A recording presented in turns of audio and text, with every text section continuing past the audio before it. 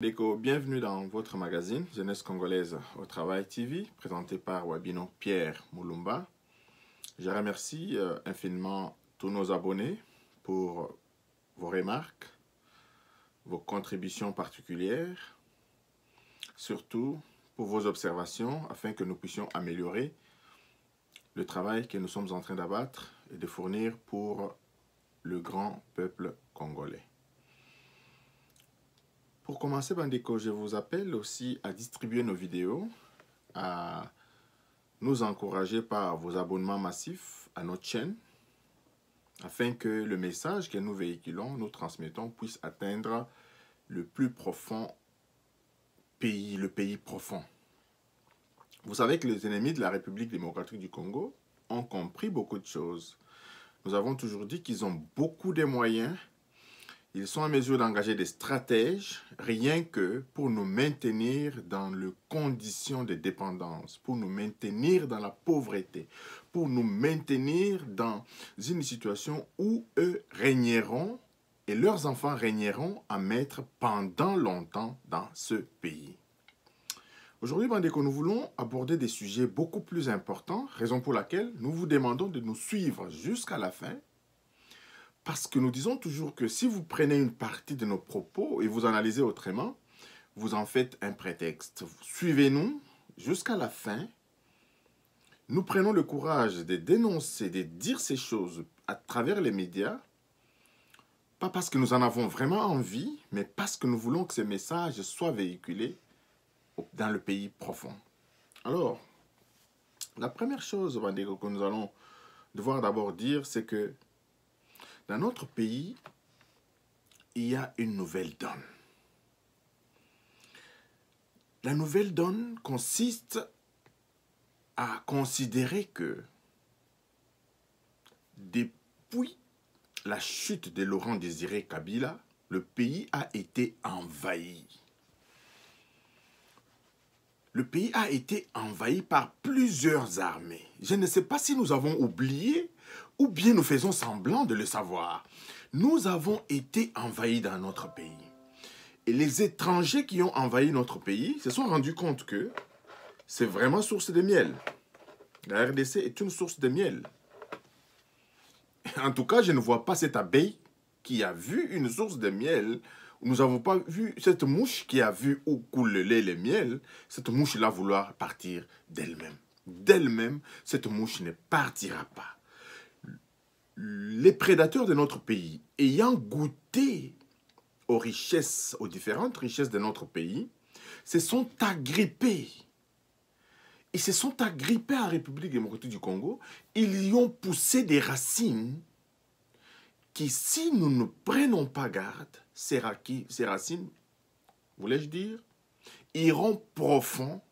Ceux qui paieront encore les lourds tributs, ça sera nos enfants et nos arrière-petits-enfants. Raison pour laquelle il est de la responsabilité de chacun de nous, aujourd'hui, de déraciner tous ces gens qui ont élu domicile dans notre pays. Non seulement tous ces gens qui ont élu domicile dans notre pays et leurs méthodes de gouvernement et leurs méthodes de gestion qui se sont enracinées dans notre cher et beau pays. Je voudrais d'abord commencer cette émission par interpeller Bandeko Nabiso ya ANR. On ne peut plus aujourd'hui se fier sur la force de la République démocratique du Congo, ni sur l'immensité de son territoire, ni sur l'immensité de sa population, sur une grande densité de sa population. Nous ne pouvons plus compter sur l'armée congolaise. Nous ne pouvons plus non plus compter sur les intelligences des Congolais.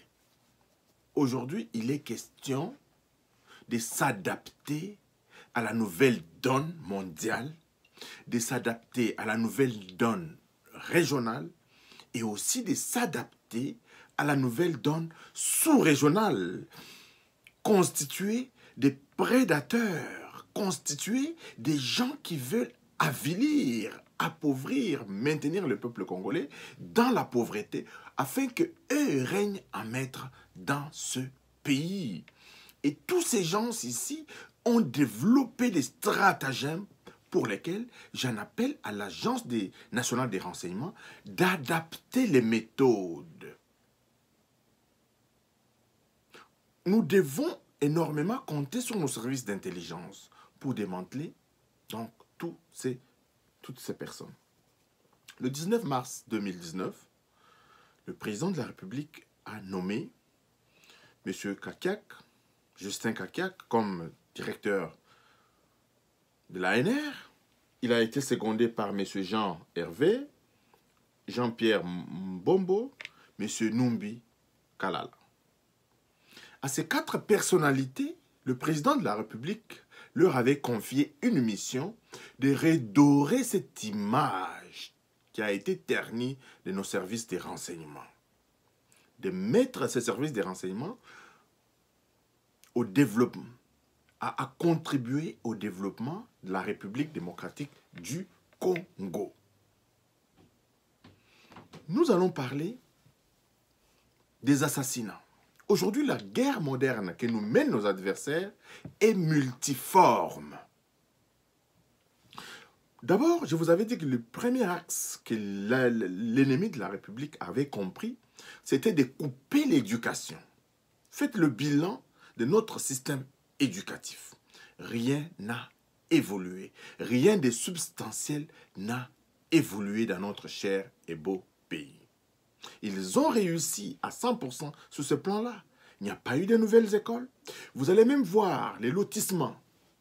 Les nouveaux lotissements ont été attribués à des aires réservées à des écoles. Deuxième élément pour lequel notre ennemi a contribué à tuer le pays, c'est bel et bien au niveau de notre économie. Au niveau de l'économie, je donne un seul exemple, la SNCC. Vous voyez que les ordonnances du chef de l'État nommant Gabriel Kyungu afin de prendre le contrôle de cette entreprise publique a posé beaucoup de problèmes. Au niveau de la SNCC, vous avez vu que cette entreprise est bloquée. Parce que nos ennemis veulent nous maintenir dans la pauvreté. Ils ne veulent pas que le train relie la République démocratique du Congo. Nous avons hérité ce chemin de fer de l'époque coloniale. Ce chemin de fer a été fait pour l'exportation de nos matières premières vers la Belgique, bien évidemment. C'est quelque chose de très important que les Belges ont laissé dans notre pays. Mais vous avez vu que ces 20 dernières années, notre chemin de fer a été détruit. C'est à dessein que cela est fait.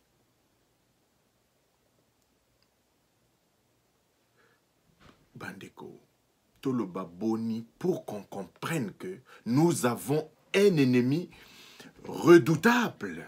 La seule chose aujourd'hui qui peut vaincre cet ennemi, c'est l'amour du Congo et l'amour du Congolais. C'est ici, Bandeko, que nous saluons la mesure du chef de l'État à engager un responsable pour s'occuper des questions de la corruption. Monsieur Akere Mouna, un bâtonnier camerounais, j'ai lu beaucoup de choses sur lui dans les médias sociaux, etc. Mais Bandeko, monsieur Akere Mouna a une expertise internationale. Les ennemis de notre peuple ressemblent à une pieuvre. Ils ont des ramifications, non seulement au Congo, ils ont des ramifications un peu partout dans la sous-région et dans le monde entier, essentiellement en Asie. Et c'est monsieur que le président, pour lequel le président a sollicité son expertise, je voulais dire, pourra bien nous aider à comprendre comment est organisée la fuite des capitaux dans notre cher et beau pays. Nous ne pouvons pas vivre en République démocratique du Congo ce que nous vivons aujourd'hui. Cette pauvreté qui a atteint son paroxysme peut-être anéanti, annihilé, diminué de manière substantielle si ce robinet des fuites des capitaux est fermé. Bandeko et l'ennemi de la République démocratique du Congo utilise tous les moyens. Et ce n'est pas les moindres. L'ennemi a des grands moyens pour que les mesures de développement de la République démocratique du Congo ne connaissent pas un seul début de commencement.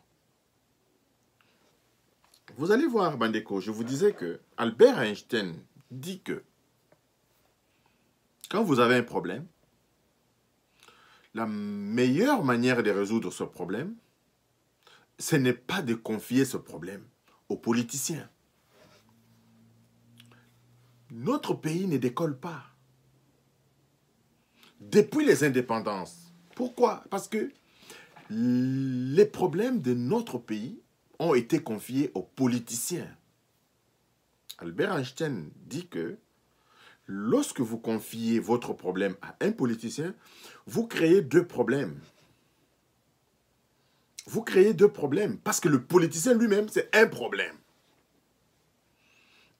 Ça se justifie largement dans le cadre de notre pays. Les politiciens, nous en avons au Congo. Et les politiciens, des grandes factures, nous en avons au Congo. Et nous avons tout politisé.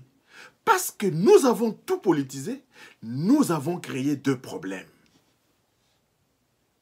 Là où il y avait le problème d'eau, parce que ça a été politisé, on en a créé deux. Et le problème d'eau et le problème d'électricité. Là où il y avait le problème de faim, on a sollicité des politiciens, on en a créé deux. Je ne sais pas si je me fais comprendre. Donc, tous les problèmes au Congo ont été doublés à partir du moment où les solutions avaient été confiées aux politiciens. À l'image des 65 membres du cabinet, à l'image des ministres, je cite le nom, Jolino Makelele, j'ai rien contre lui, qui aujourd'hui, pour faire des comptes rendus des travaux du gouvernement, de la présidence, pour communiquer les informations aux Congolais, se réfère un peu à son groupe politique. Comme si les Congolais, tous les Congolais, se retrouvent dans un parti politique. Le problème de communication, parce que nous l'avons confié aux politiques, nous en avons créé deux.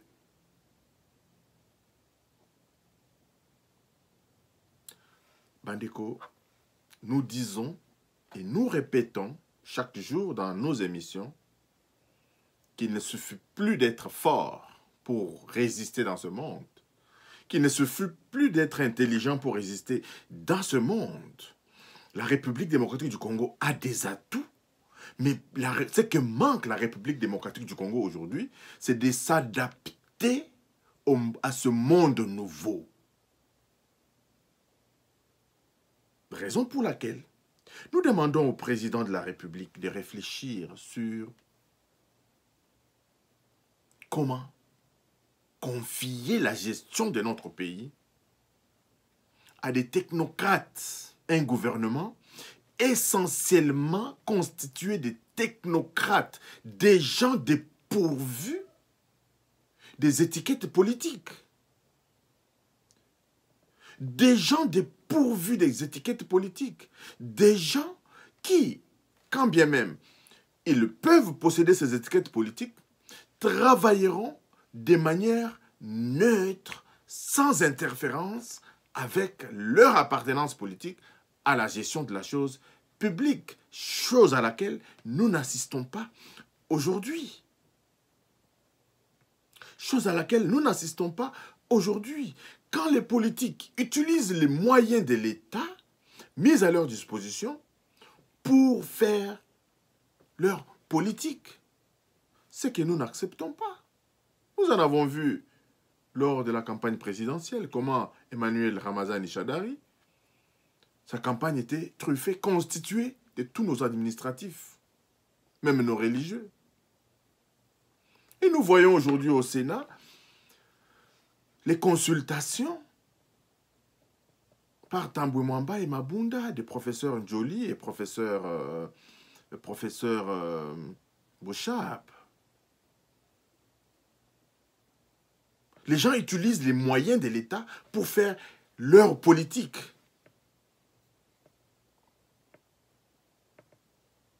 Bref, Bandeko, parce que nos ennemis utilisent tous les moyens, nous demandons au président de la République de changer de fusil d'épaule, d'adapter la situation, la gestion de notre pays au contexte, de trouver des technocrates à travers la convocation des États généraux. Ça, c'est la solution que nous préconisons, à travers la convocation des États généraux dans tous les secteurs socio-économiques de notre pays. Le premier secteur ici, c'est d'abord le secteur de l'éducation. Le président de la République doit convoquer en urgence les États généraux de l'éducation, pas pléthoriques. Cet État généraux peut être constitué de 52 personnes, des technocrates, uniquement que des technocrates. Une cinquantaine de personnes pensantes pour réfléchir sur la réforme immédiate de notre système éducatif. Pour former des gens utiles à la société congolaise, pour former des gens qui peuvent s'adapter à la donne actuelle de notre pays. Parce que je vous avais dit, ce ne sont pas des intelligences, c'est l'adaptation qui nous fera survivre dans le monde, dans la nouvelle donne du monde d'aujourd'hui. Deuxième état généraux, les états généraux qui peuvent être encore convoqués, c'est les états généraux de l'économie. Les états généraux de l'économie. Qu'est-ce qui doit être fait sur le plan économique impérativement aujourd'hui pour que notre pays décolle? On a tous les atouts, mais les décollages tardent. Pourquoi? Le président de la République devrait convoquer les états généraux de l'économie, constitués de peu de gens. On n'a pas besoin du pléthore. On est fatigué. On est fatigué. Nous avons vu plusieurs réunions. Nous avons vu la conférence nationale souveraine qui a accouché d'une souris. Nous avons besoin d'une poignée de personnes qui vont réfléchir, qui vont couler leurs résolutions sous forme de lois, une nouvelle loi économique en République démocratique du Congo, qui a force exécutoire. Troisième état généraux que je vais convoquer ici, Bandeko, c'est les états généraux de notre système de renseignement, de l'armée, le service de police. Il y a des réformes qui doivent être menées au niveau de nos services de renseignement pour pouvoir s'adapter aux nouvelles donnes du monde d'aujourd'hui. Aujourd'hui, il y a la corruption en RDC qui n'est pas démantelée, qui ne doit pas nécessairement être démantelée par la justice. Il y a d'abord les services de renseignement qui doivent être efficaces. Il y a la police qui doit jouer un grand rôle dans cette lutte contre la corruption. Mais la police ne joue pas ce grand rôle. Pourquoi? Parce que la police aujourd'hui n'est pas adaptée. La police n'a pas les moyens de contrôle pour pouvoir s'adapter à la nouvelle donne sous-régionale. Aujourd'hui, nous avons nos frontières qui sont infiltrées du nord au sud, de l'est à l'ouest. Des frontières qui sont poreuses, où il y a la sortie de nos matières premières. La police n'est pas suffisamment formée, n'est pas suffisamment équipée pour pouvoir s'adapter à la nouvelle donne. Je venais de vous le dire, Bandeko, notre pays est infecté. Notre pays est truffé de tous ces prédateurs qui, à la chute du maréchal Mobutu, ont goûté au miel. Ils ne voudront plus jamais partir sans une adaptation réelle de nos services de renseignement, de nos services de nos polices, aux besoins même de notre peuple qui aujourd'hui est encore griffé à des valeurs dépassées de notre temps telles que le tribalisme, le régionalisme. Qu'il y a ce mal du tribalisme a pris des ailes juste après véritablement les élections de 2018. Et si nous examinons bien, il y a bel et bien des individus qui ont fait exacerber donc le tribalisme au sein de la population congolaise. Ce qui n'est pas vraiment un défi de notre temps aujourd'hui. Le défi de notre temps, c'est que notre peuple jouisse de la richesse de ce pays. Aujourd'hui, la richesse de ce pays ne devrait pas bénéficier à une ethnie ou à une autre. C'est un problème dépassé pour lequel nos services de renseignement peuvent bien investiguer et mettre hors d'état de nuire tous ceux qui ont fait véhiculer ces discours tribaux, ces discours séparatistes, ces discours dépassés de notre temps. Donc je disais que ce troisième état général devrait constituer nos services de renseignement pour pouvoir sécuriser les Congolais. Aujourd'hui, l'adaptation est nécessaire. Pourquoi? Notre ennemi ne peut plus venir avec des armes. Notre ennemi ne peut plus venir avec des bombardements. Mais notre ennemi aujourd'hui a changé de fusil d'épaule. Notre ennemi a apporté cet empoisonnement. Nos services de renseignement, de sécurité, devraient être formés sur ces méthodes qu'utilisent les ennemis de la République démocratique du Congo. Je cite ici les empoisonnements.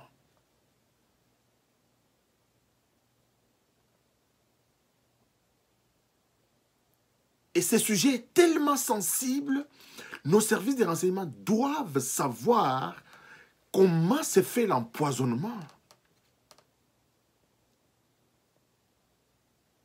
Et ils doivent travailler dans l'ombre pour démanteler ce réseau. Il existe bel et bien un réseau qui opère par ces méthodes d'empoisonnement. Nous savons d'où viennent ces méthodes d'empoisonnement. Nos services de renseignement ne sont pas préparés. Nos services de police ne sont pas préparés pour démanteler ce mal qui est en train de prendre des racines dans notre cher et beau pays. Et c'est une arme silencieuse, une arme redoutable, une arme efficace pour les adversaires de notre pays qui ne veulent pas voir le Congo décoller.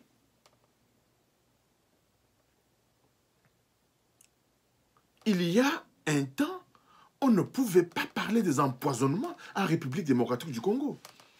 Aujourd'hui, ekomi keba keba. Ekomi keba keba. Et parce que l'ennemi est équipé, parce que l'ennemi a des moyens, Bandeko, nous devons nous réveiller pour qu'au niveau des états généraux de nos services de renseignement, qu'il puisse y avoir une réforme profonde de ces services pour instaurer des nouveaux services, pour équiper des nouveaux services, pour équiper nos aéroports, nos gares, nos frontières, nos pharmacies, nos écoles, nos hôpitaux, des méthodes de détection de toutes ces substances toxiques qui sèment la mort dans la population congolaise. Que nos services de renseignement soient véritablement réformés pour une efficacité palpable. Aujourd'hui, tout le monde parle par suspicion. Oh, nous sommes infiltrés, sans pouvoir apporter des preuves, sans pouvoir apporter des informations sur la table, sur lesquelles la justice peut bien plancher. Pourquoi? Parce qu'il y a des organisations totales au niveau de nos services, des renseignements, au niveau de des polices qui sont sur les rues à la recherche de leur pain.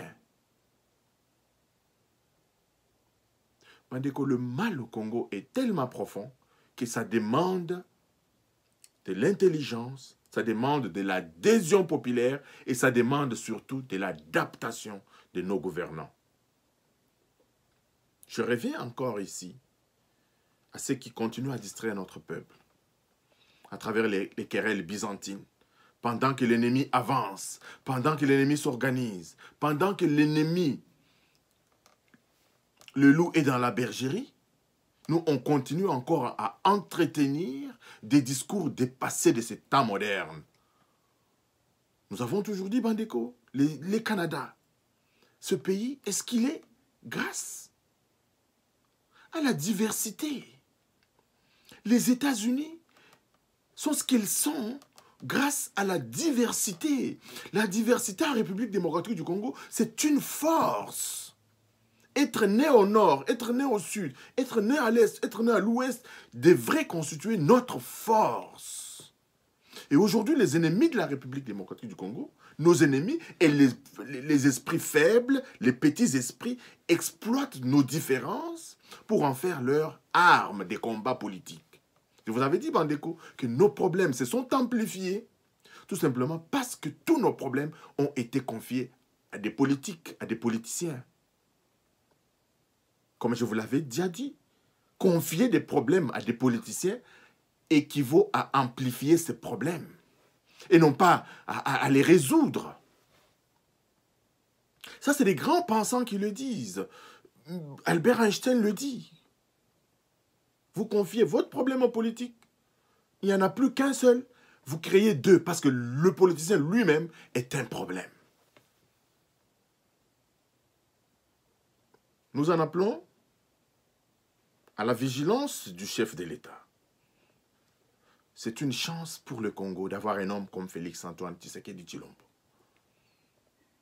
qui a basé son pouvoir sur les lois divines, sur l'amour du Congo et sur le Congolais.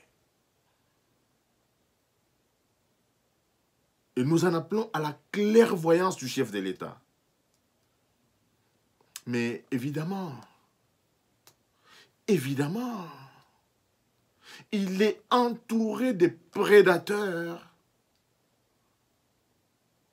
de haut niveau et des gens qui se sont servis de l'argent gagné au Congo pour se retourner contre le Congo. Soukana bino ekozala mabe. Bino oyobo voami na mboka Congo. Vous vous servez de cette patrie nourricière qui vous a nourri, qui vous a vêtu, qui a fait de vous ce que vous faites, ce que vous êtes. Et vous êtes en train de travailler contre ce pays. Dieu entrera en scène. Et lorsque Dieu entre en scène, le combat change de sens. Et bien, c'est le moment de demander aux Congolais de vraiment de s'attacher à Dieu et d'invoquer Dieu. Parce que si Dieu entre en scène, les choses changeront d'elles-mêmes.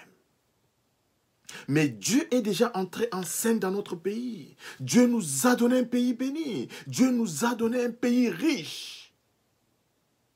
Il est question aujourd'hui que nous-mêmes, Congolais, nous puissions nous repentir de notre méchanceté. Parce que la méchanceté a atteint le paroxysme. À voir les véhicules qui circulent dans les rues de Kinshasa, à voir la qualité de ces rues, de ces routes,